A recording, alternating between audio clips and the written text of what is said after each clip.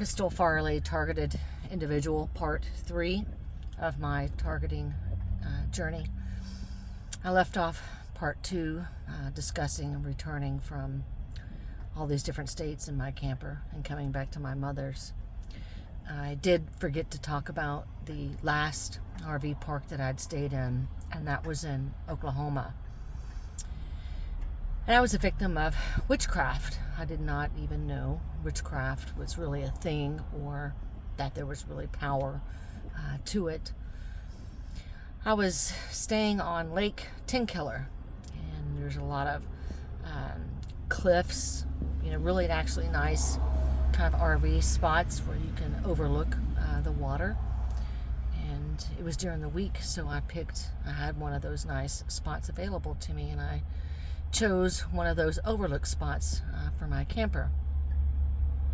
The weather had been beautiful, not a cloud in the sky, and I had noticed another young woman had kind of parked relatively close to me with her two children, and had been kind of staring and watching at me, the whole time. It made me feel incredibly awkward, but you're watched closely when you're being gang stalked and harassed and followed by cult members. It was about, 2 o'clock in the morning, and I had left my camper actually hitched to my truck at this spot because I knew I was probably going to go back to Texas. I was sick and tired of hooking and unhooking that camper, having to leave every 3 days because of cult members coming. So I had decided to just leave it attached to my vehicle this day. And at about 2 or 3 o'clock in the morning, I am woken up to what felt like an earthquake. My camper violently shaking side to side. It woke me straight up out of bed. I go walking to the door of the camper because I wanted to make sure that I had completely pulled in the awning so the awning didn't get destroyed, because I had thought maybe there was a pop-up storm and it would destroy the awning. So I go to the front door, and this thing is shaking violently, and I go to look out of my camper as I'm finishing rolling in the awning, and I don't really see wind. I see a combination of white and like black smoke. I'd never seen anything like that in any storm, rainstorm, windstorm, sandstorm in my life. And living in Texas, we do get violent storms, we get tornadoes, and never once in my life had I ever seen anything like that. Had I not had left my camper attached to my vehicle, the shaking was so violent that camper would have absolutely went over this cliff, and I probably would have been done for, or at least severely injured. Probably would have either killed or severely injured my animals, and certainly would have demolished my camper. So the next day, that freaks me out. I decided to go move and park my camper to a different site that's not on an overlook, because I was very suspicious. I looked around the campground. I didn't see limbs anywhere. I immediately get on my app, during this wind, smoke, whatever, and I go into the weather app like, oh my gosh, are we under a tornado warning? What the heck is going on? Not a cloud in the sky. Not a cloud in the sky. It would appear that whatever event was isolated to my camper. So I moved the camper. I go closer to the water, but to a lower and flat surface.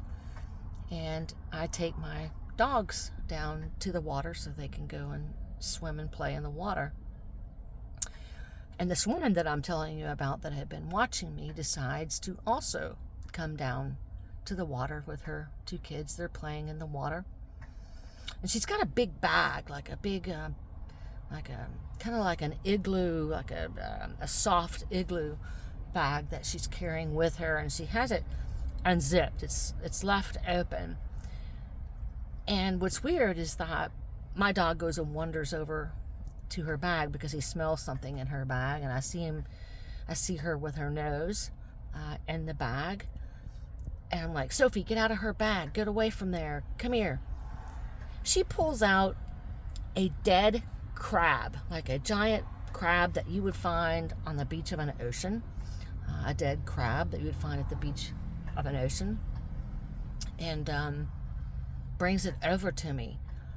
And I look at this woman and I said to her, why do you have a dead crab in your bag?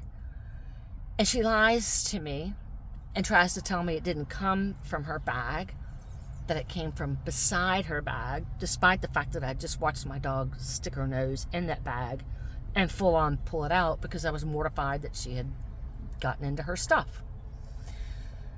And I'm like, well, where did it come from if it was beside your bag? That's from the ocean.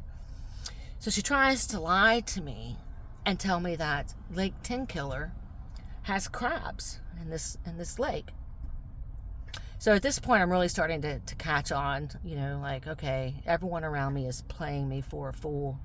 And I start Googling crabs in this lake. And of course, there's no crabs in Lake Tenkiller. Then I start realizing that this woman is completely weird, outcast type. Something was incredibly off about her. So I started Googling witchcraft and the use of crabs in witchcraft. And sure enough, crabs are actually used in witchcraft.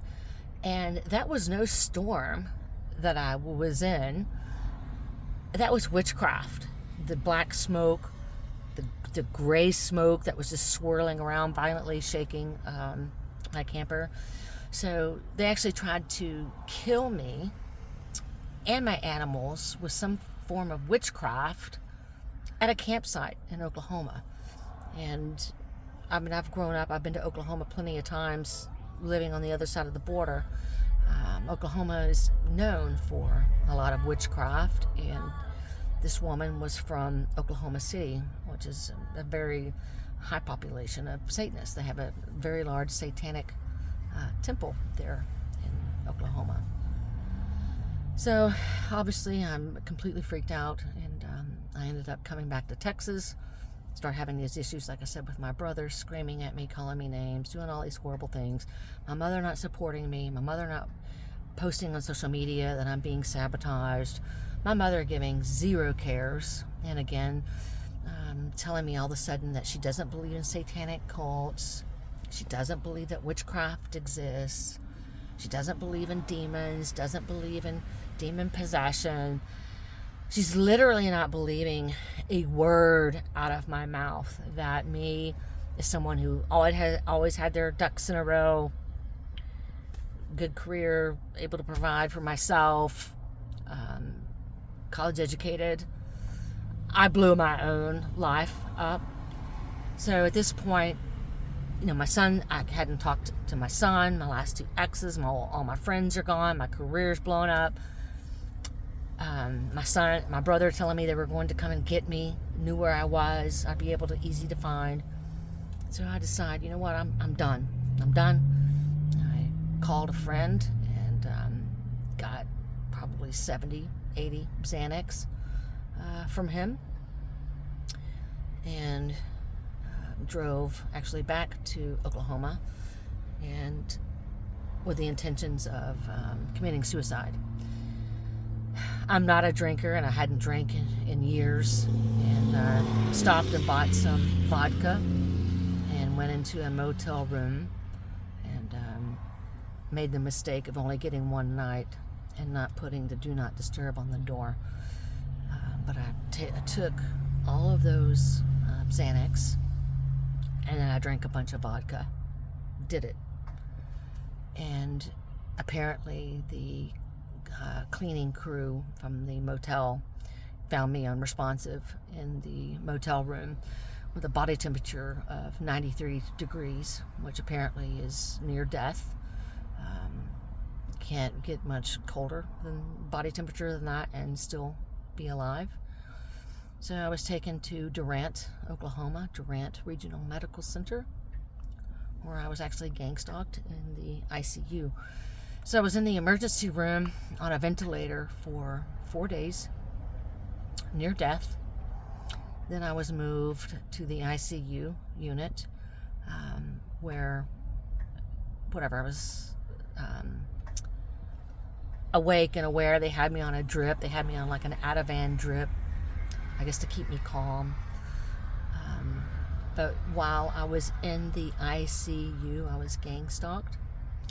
I had nurses, and I'd heard of this before, where they'll replace the entire ICU unit and put their gang stalker cult doctors and nurses in there. This was a rural hospital where you only had one row of rooms. You didn't have like a hallway with rooms on each side. It was just one hall, rooms on this side, kind of an open air ICU. I would have a nurse that would come up to my bedside, and she played a video, a YouTube video, and says, I want to play my favorite YouTube video. And it was called Mr. Cracklecorn, the pedophile, gets guillotined. So she is playing there as I am just barely recovered and almost near death. Is playing a video of a man being beheaded for being a pedophile, after I'd been called that, a pedophile, by strangers going through these 17 states and people having me take pictures of their children. Then at the nurses' station, heard them giggling, saying, yeah, I've heard you could get 6 to 8 slices out of a heart, and it's required to eat a piece of the heart to get the magic. Like just weird, random, highly inappropriate comments that, taking a step back, as I was coming out of my my sedation, or actually my own drug, my own self-induced coma that I put myself in, this is where I start to sound crazy, and I actually have really, I don't even think I've even told anyone this other than what's being said in this video. I'm in this bed, and they're making the bed lift up and down. So they had told me they were going to take me to Colorado twice, and I know that's where the elites take their sacrifices underground to offer to their little reptile demons. And I had been told that I was being taken to Colorado. So as I'm coming out of this coma, they simulated the feeling of actually being on an airplane, and they had did something funky with like the vent or the tiling on this within the ceiling, to make it to where there was like a gush of air, like my hair was kind of all blowing, like it was literally on some sort of airplane.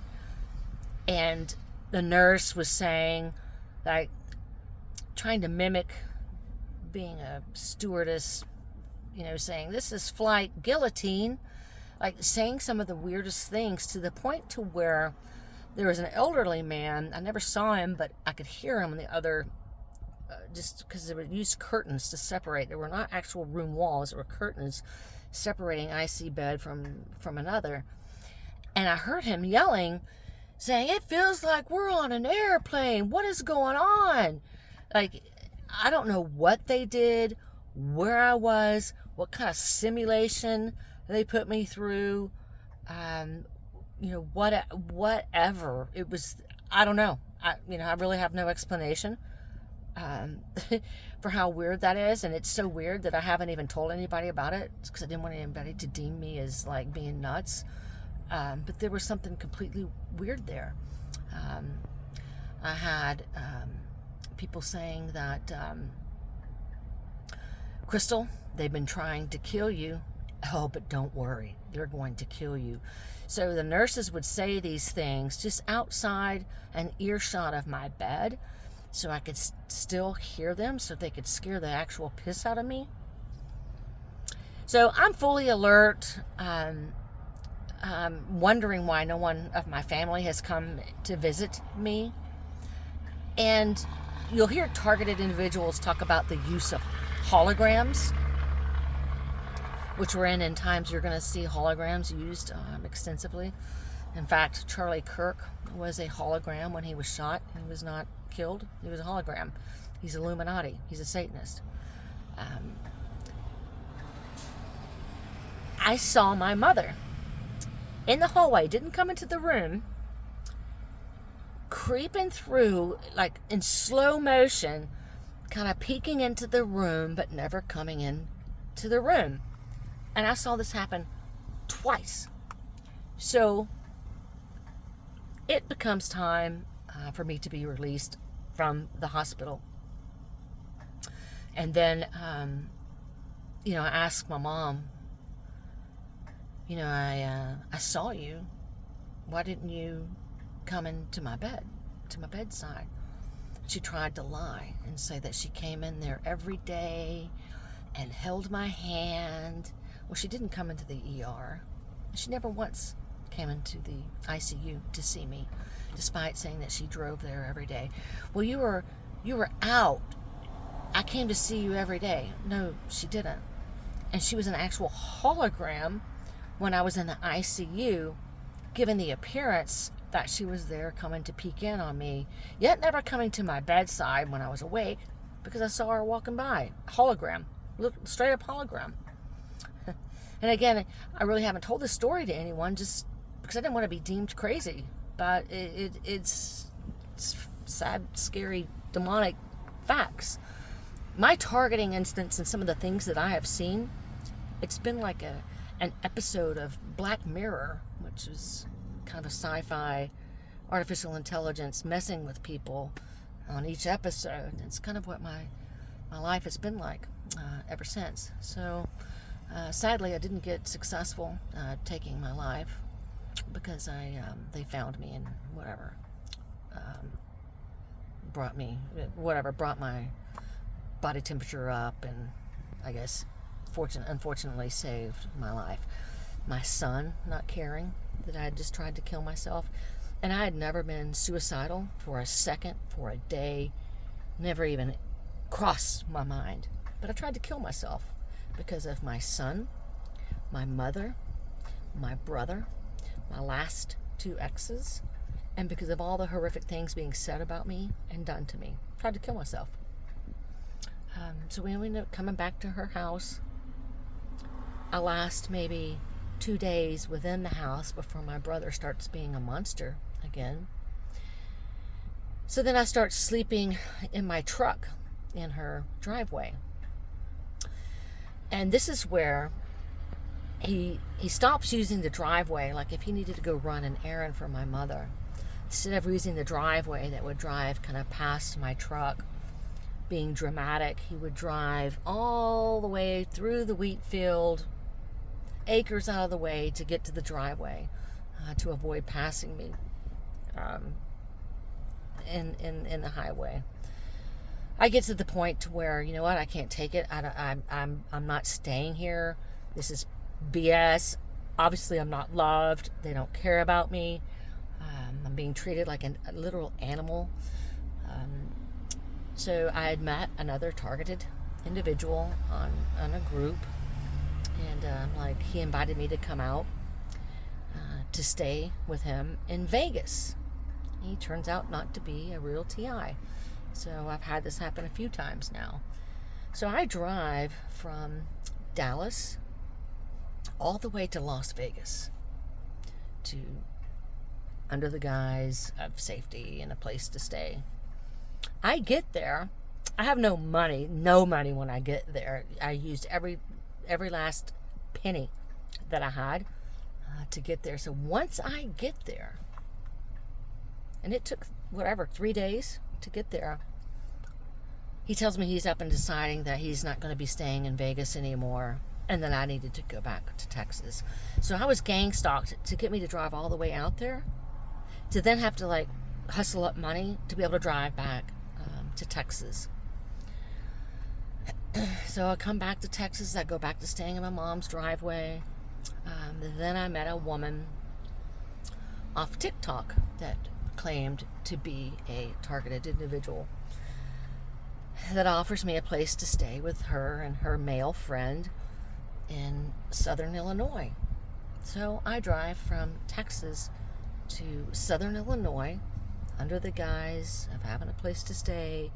So I'm targeted too. We have this in common. We'll protect you. We can protect each other.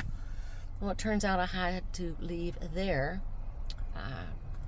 She had all sorts of horrific mental health issues. She ended up punching holes in the walls of her room. She threw all of the pictures, mirrors off of her walls onto the floor, shattering everything. Threw the lamp off her nightstand, flipped over her nightstand, and just would be in her room screaming, bloody murder. And I had never been around people with serious mental health issues. It was very triggering to me. I'd maybe been there for 2 weeks, and based on her pattern of being depressed and in bed for a few days, not leaving it, to acting like a wired crackhead, all the energy of 50 people rolled into one, hyper, bipolar, and then probably mixed with borderline personality disorder. So there is a lot of mental health issues within the targeted individual community, because you have targets that are actually targeted, and they're targeted for spiritual reasons, and they're targeted hard. Then you have some that are being targeted lightly, maybe because they're being experimented on with V2K. They're a guinea pig. Then you have some that are actually planted by the occult, where they're fake targets. They're Satanists. They're there to try and get information from the real targets, or they're there because they're about to be propped up as some big hero, superstar, because actually the 144 isn't what you think. It's not love and light. Love and light does not run this realm. Evil runs this realm, and evil plays love and light. And love and light are deemed wicked, and the TARS. I can talk about that in another video. But that's my story, really on, considering taking my life because of my family and friends and every single person that I had loved, helped, raised, mentored, turning against me. Everyone, literally everyone.